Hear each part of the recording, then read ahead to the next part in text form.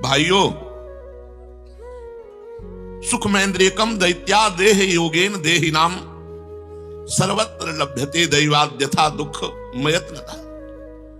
ये जो इंद्रियों से भोग भोगा जाता है सुख, वो सुअर कुत्ता योनि में भी मिलता है। उनके भी 20-20 बच्चे होते हैं, वो भी भोग भोगते हैं। प्रारब्ध के अनुसार भोग मिलता है। प्रारब्ध का संयोग है तो भोग का संयोग हो जाएगा। चाहे तुम जितने बड़े ज्ञानी हो, चाहे जितने बड़े साधक हो, प्रारब्ध का बड़ा प्रबल संयोग होता है। तो जो प्रारब्ध से होना, उसके लिए हमें प्रयत्न क्या करना? वो प्रारब्ध के अनुसार सर्वत्र मिल ही जाएगा, चाहे दुख हो चाहे सुख हो।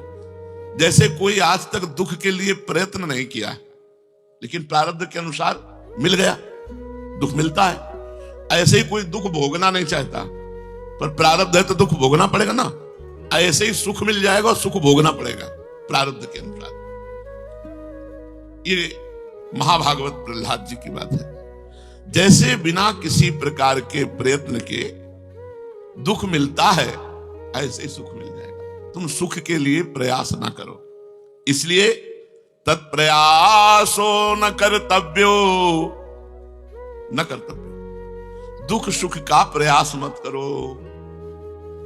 यत आयुर्व्ययः परम, तुम्हारी बड़ी दिव्य श्वासें हैं, तुम्हारी बड़ी महिमामयी आयु है मनुष्य जीवन की। न तथा विंदते क्षेमम मुकुंद चरणाम्बुजम। इसलिए भाइयों, सांसारिक सुख के उद्देश्य से प्रयत्न करने की कोई आवश्यकता नहीं है। और समझे या ना समझे, अपने लोग तो समझ लें।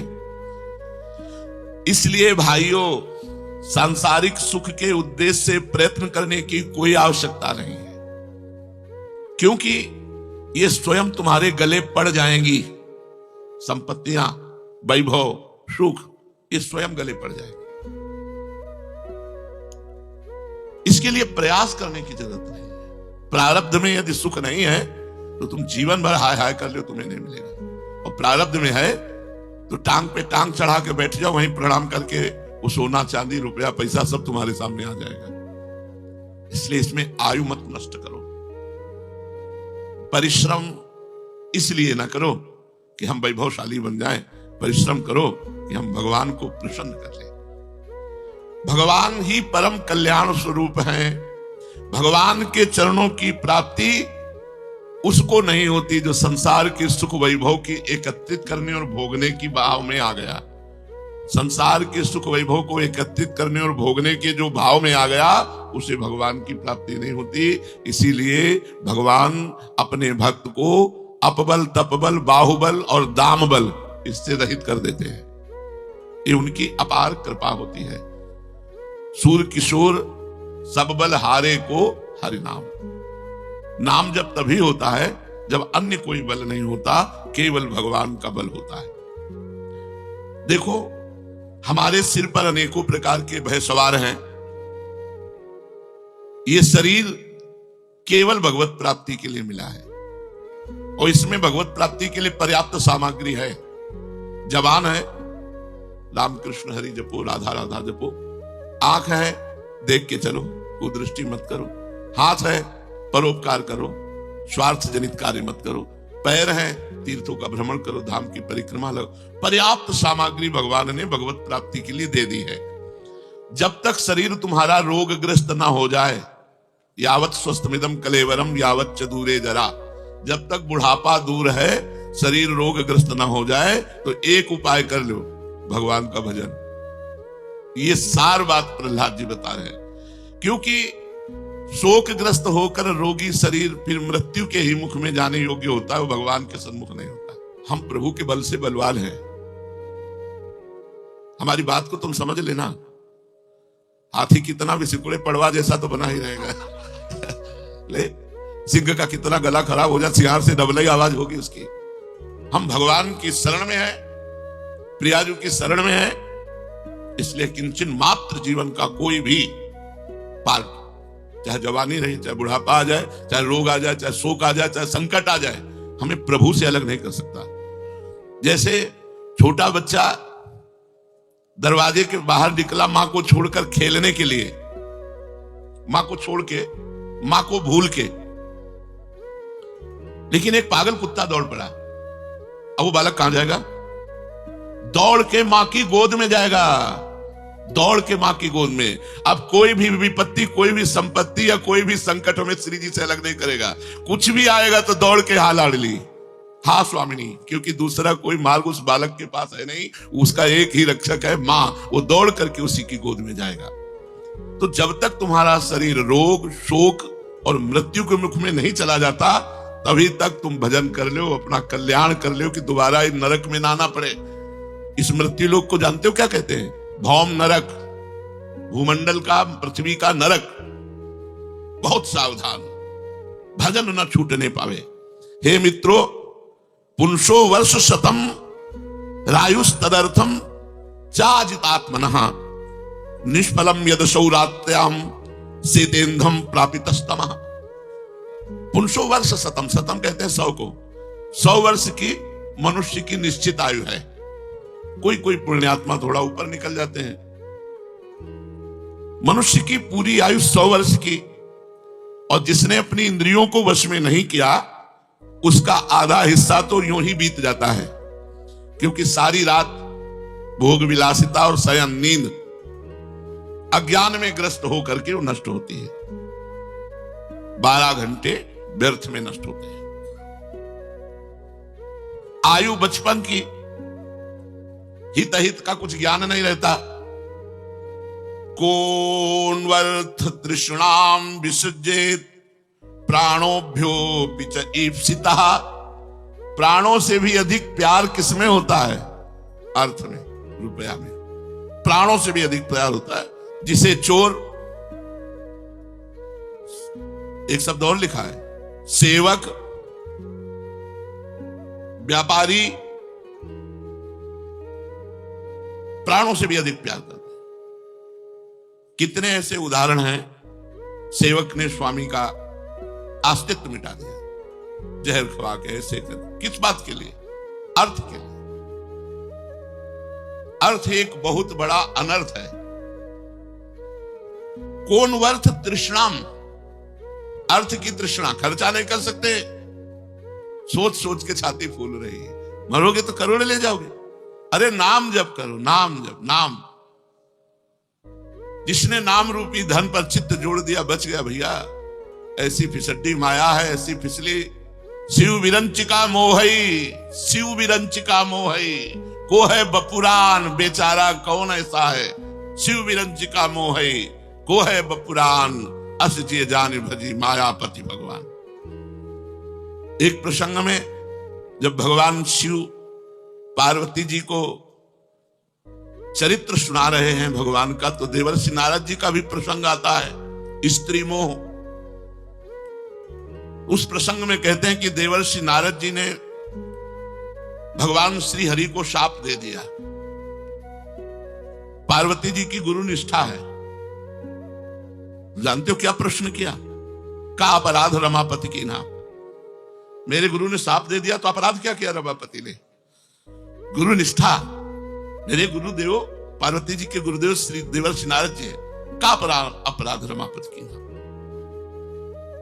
उनका कि अपराध का विषय नहीं था। देवर्षि नारद जी स्त्री से मोहित हो गए थे। हुआ प्रभु ऐसा कैसे हो सकता है? तो बोले बिहसी महेश तब ज्ञानी मूढ़ न कोय, जस जहि का रघुपति करे तस ताही क्षण होए।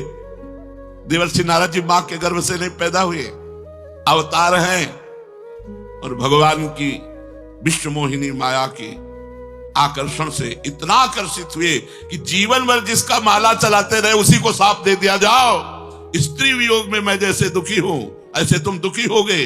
मुझे बंदर का रूप दिया, यही बंदर का रूप तुम्हारी सहायता करेगा। आश्चर्य। इसलिए कह रहे जिसकी इंद्रियां भगवान में नहीं लगी और जिसकी लगी नहीं उनकी की क्या बात है?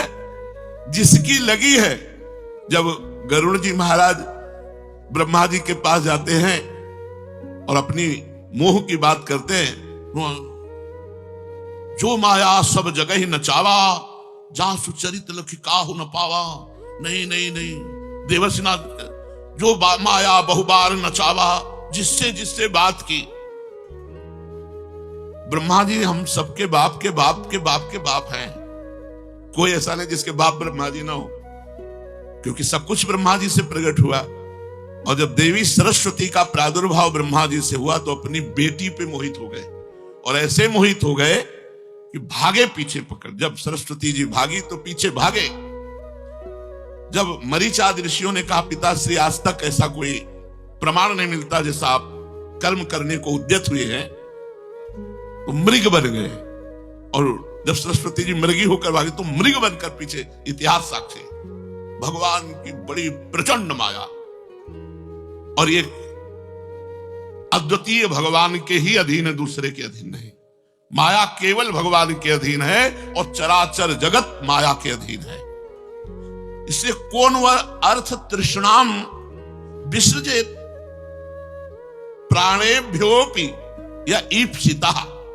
प्राण चले जाए पर रुपया नहीं जाए, इतना प्यार रुपये से होता है। इसे सेवक की नजर होती है अर्थ पे, स्वामी के अर्थ पे सेवक की नजर होती है, चोर की नजर होती है अर्थ पे। व्यापारी का तो अर्थ प्राण ही है। प्राणों की बाजी लगाकर ये लोग अर्थ प्राप्त करना चाहते हैं। इसलिए 24 गुरुओं में दत्तात्रेय जी ने मधुमक्खी को गुरु बनाया। बोले मधुमक्खी से मैंने ये शिक्षा ली कि जैसे मधुमक्खी हजारों पुष्पों से प्रयत्न करके एक एक पराग एकत्रित करके शहद बनाती है, और जहां शहद छत्ते में भरा तो शहद मधुहारी, मधु का अपहरण करने वाला आता है और मधुमक्खियों को भी मार करके उनका जोड़ा हुआ शहद वो छत्त ले जाता है। ऐसे ही जो त्यागी वैरागी होकर के अर्थ रूपी शहद ग्रहण करेगा, संग्रह करेगा, तो मधुहारी आएगा, पूरा शहद चट कर जाएगा और मधुमक्खियों को मार देगा अगर वो भनभनाएंगी ज्यादा तो। 24 गुरुओं में श्यान पक्षी को गुरु बनाया। वो मांस का टुकड़ा लेकर, श्यान कहते हैं बाज को, बाज उड़ रहा था तो कई बाज जो है उसको घेर लिए। उसने बाज ने वो मांस का टुकड़ा छोड़ दिया, वो आराम से उड़ गया और सब मांस पे जाके भिड़ गए। कौन वर्थ तृष्णाम विसृजेत प्राणोभ्योपि या ईप्सितः यम क्रीड़ात्य शुभि प्रेष्ठ तस्करा सेवको बड़ी। इस धन की तृष्णा को मित्रों त्याग दो, ये किसी का नहीं हुआ। सिकंदर फूला हुआ विजयी चला जा रहा था, 2 संत नाचने लगे। सिकंदर आया। सिकंदर ने कहा क्या चाहिए तुम फकीरों को? बोले आपसे थोड़ा सहयोग चाहिए, आप बड़े बली, बड़े बुद्धिमान, विश्व विजेता। बोले बोलो क्या चाहिए सहयोग, किसको मारना है? बोले हम तो मरने वाले हैं, मारने की तो कोई बात ही नहीं, हम मरने वाले हैं। हमारी समस्या ये कि हमारे कपड़े फट जाते हैं।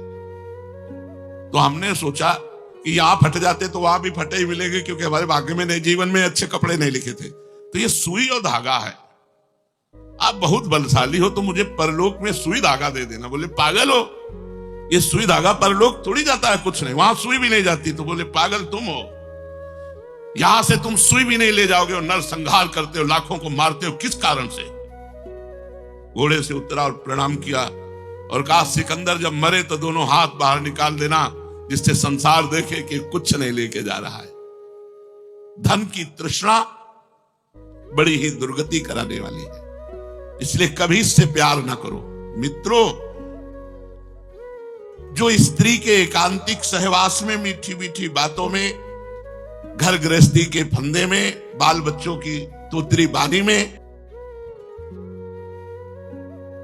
से बेड़ा पार। इतनी बात पकड़नी है कि भगवान भाव का भोग लगाते हैं, क्योंकि भाव के भगवान भूखे हैं, और जो भाव से मुझको भजे तो भाव से बेड़ा पार है। ब्रह्मा से लेकर तिनके तक सबकी देख रेख करने वाला वो है। तुम समझ रहे हो कि भगवान तुम्हें देख नहीं रहे, तुम्हें देख रहे हैं पर सुन नहीं रहे, क्योंकि मैं विपत्ति में वो सुन रहे हैं। जो तुमने मल कमाया है वो धुल जाने दो थोड़ा। वो सुन रहे हैं पर चुप बैठे हैं। बोले 10 थप्पड़ इसके लग जाने तो 11वां नहीं लगने देंगे, 10 तक चुप रहेंगे। वो सुन लिया पहले ही, लेकिन तुमने गलती की है तो तुम्हें 10 जन्म नहीं भुगवाएंगे, 10 थप्पड़ अभी लगवाएंगे। तो तुम हर थप्पड़ में करो हे नाथ मेरी रक्षा करो, लेकिन दूसरा फिर थप्पड़ पड़ गया। बोले हे नाथ मेरी रक्षा करो, तीसरा फिर पड़ गया। बोले हे नाथ मेरी रक्षा, 10 बार पुकारा। बोले भगवान सुने नहीं, 11वां लगेगा नहीं, 10 तक सुनेंगे नहीं, क्योंकि उन्होंने निश्चय कर लिया है कि 10 थप्पड़ तुम्हारे लगने चाहिए। हमारी बात अंदर से समझ लेना। वो तुम्हारी पुकार होने के पहले सुन रहे हैं, जान रहे हैं कि तुम क्या कहना चाहते हो। पर यदि तुम्हारे द्वारा कोई भगवत विरोधी कार्य बन गया है तो तुम्हें जलना पड़ेगा, तुम्हें पिटना पड़ेगा, तुम्हारा अपयश होगा, तुम्हें कष्ट सहना पड़ेगा, पर तुम्हें भगवत प्राप्ति में बाधा नहीं होगी। नामे भक्ता प्रणश्यति, मेरे भक्त का कभी नाश नहीं हो सकता। सीम की चाप सके को तासु, बड़ रखवार रमापति जासु। जिसके बड़े रक्षक भगवान है उसका बाल बांका कोई नहीं कर सकता। जन अवगुण प्रभु मान न काऊ, दीन बंधु अति मृदुल स्वभाव। राहत न प्रभु चित चूक किए की, करत सुरत सह बार हिए की। जय अग बधेउ व्याध जिमि बाली, सोई सुकंठ पुनि कीन कुचाली। सोई कर तूति विभीषण केरी, सपने हु राम न तिन तन हेरी। भगवान की शरणागति पर विश्वास रखना चाहिए उपासक को। ब्रह्मा से लेकर तिनके तक जितना कुछ बना हुआ है सबको वो देख रहे हैं। ऐसी दृष्टि है। वो चींटी की भी चाल को देख रहे हो, ब्रह्मा की भी चाल को देख। ब्रह्मा से लेकर तिनके तक सब पर उनकी दृष्टि है, कौन क्या कर रहा है। राम झरोखे बैठ के सबका मजरा ले, और जाकी जैसी चाकरी ताको तैसा दे। वो देख रहे, सबको देख रहे हैं। इसलिए अंतर्यामी दृष्टा के रूप में वो परमात्मा तुम्हें देख रहा है। वो अनिर्वचनीय, विकल्प रहित, अनुभव स्वरूप, आनंद स्वरूप परमेश्वर गुणमयी सृष्टि के द्वारा संपूर्ण चराचर जगत की रूप में स्वयं अपने आप को बनाकर अपने आप से अपने आप में खेल रहा है। वो अपने आप से अपने आप में खेल रहा है। वो किसी दूसरे का नहीं, अपने आप से अपनी रचना कर रहा है, अपने आप से अपना संहार कर रहा है, अपने आप से अपना पालन कर रहा है। सारा खेल उनका हो रहा है। इसलिए तुम दैत्यपने का, आसुरी भाव का, संपत्ति का त्याग करके सब पर दया करो, दूसरों की भलाई करो। जो तुम्हारे अहित करे, अमंगल करे, बुराई करे, उसका भी भला करो। इसी से भगवान बहुत जल्दी प्रसन्न हो जाएंगे। आदि नारायण अनंत भगवान यदि प्रसन्न हो गए फिर दुर्लभ क्या है। इसलिए मनुष्य जीवन का एक एक सेकंड, एक एक मिनट बड़ा कीमती भाई। बुद्धि काम करे तो केवल राधा राधा भज लो, यही सार्थकता है। और यह दुनिया का वैभव ताल ठोकते हुए सब मर गए। कभी कोई सम्राट कहता था कि मैं भूमंडल का चक्रवर्ती राजा, कभी कोई बोला, कभी कोई बोला, और सब खंडहर पड़े, कबूतर हग रहे, कोई कुछ नहीं है, सब मिट्टी में मिल गए। चुपचाप जितना तुम्हें सोने को जगह मिले उस जगह में सो, जितना आहार मिले उतने से प्राण पोषण करो, और राधा राधा निरंतर जपो। इतनी ही जीवन की सार्थकता है। चाहे 100 किलोमीटर में मकान बना हो, सोना 3.5 हाथ में ही है, अपने हाथ से 3.5 हाथ का शरीर है। चाहे कुंतलों भोजन बना हो, लेकिन पाना तो आपको उतना ही है। उतने से संतुष्ट होकर भजन करो। श्री स्वामी जीव गोस्वामी जी महाराज, नियम था कि सुबह से शाम तक जो आया उसी से उदर भरण पोषण होगा, और शाम के जो बच्चा हो यमुना में फेंकवा दिया जाएगा, बंटवा नहीं दिया जाएगा। क्योंकि बांटेंगे तो कल से और ज्यादा लोग आएंगे, तो हमारी कामना हो जाएगी कि हमारे पास हो, क्योंकि सुबह आएंगे मांगने वाले, उनको देना। वो बांटते नहीं थे, यमुना जी में फेंकवा देते थे। जिससे जितना उदर पोषण हुआ यमुना जी में फेंकवा दिया। अब कल भरोसा भगवान का, भेजेंगे कि नहीं। भेजा तो भोग लगा, नहीं भेजा तो फिर भगवान के भरोसे के सिवा अन्य कोई भरोसा ना आवे। ये भगवान की विशेष कृपा। और आप समझ लो, अपने लोग शरणागत है, हर कदम पर कृपा होगी। एक बार किसी ने हमसे पूछा, पीपल के नीचे लेटे हुए थे हितधाम में, खेतों के बीच में। वो गए, प्रणाम किया, बोले महाराज जी एक प्रश्न केवल है, क्या बताइए। बोले सुनते हैं भक्तों के जीवन में विपत्तियों का जाल बुना रहता है। हमको तो 10 वर्ष भक्ति करते हो गए, बड़ा आनंद, बड़ी मौज है। तो हम कहा भैया अभी उस श्रेणी पे नहीं आए अभी उस सीढ़ी पे नहीं चढ़े जहां से भगवान को झांका जाता है। थोड़ा बढ़ो फिर हमें बताना। तो एक दिन मिले वो हमसे, हम कहा कहो भाई कैसे? बोले महाराज भी पत्तियों का जाल बिछा हुआ है। वो माया ऐसे बख्श देगी कि जाओ परम पद ले लो। ऐसे बहुत बड़ी बड़ी खाई खोद के रखती, उनको पार कराने वाले केवल हरि ही हैं। तो हम सब भगवान हरि के आश्रित रहें, सबका मंगल, सबका सुख, सबको हम भगवान की प्राप्ति कराने की भावना रखें। किसी का भी अमंगल अगर संत हो करके, संत वेश रख करके द्रोह किया, अमंगल की भावना की, तो धिक्कार है हमारे जीवन को। फिर भगवान की दासता का मतलब क्या रहा? इसलिए प्रेम का व्यवहार, निरंतर नाम जप और जथा लाभ संतोष सदा काहू सो कछु न चाहोगो, मंगिबो भलो न बाप सो जो प्रभु राखे टेक। केवल श्री जी से मतलब रखो, श्री जी से प्यार करो तो हमें श्री जी मिलेंगी और श्री जी हमारी संपत्ति है। हम तुम्हें बतावें,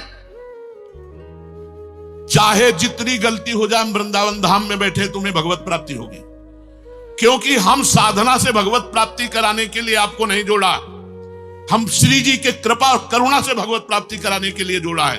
तुमसे गलती हो सकती है, हमसे गलती हो सकती है, लेकिन उनसे गलती नहीं हो सकती। तुम कहां थी जब हम गिरे? बालक जब गिरता है मां दौड़ के उठाती, तो बालक मां के चपत मारता है। तुम कहां थी? सर्वज्ञ थी, तुम दृष्टि थी, कैसे ऐसे हो गया? और ये लिखा केवल ऐसे नहीं है, गुण करे समुद्र सम गलत ना पनो जान, राई के सम भजन को मानत मेरु समान। केवल खिलवाड़ है तो भी झूठा है, सब झूठा है। अगर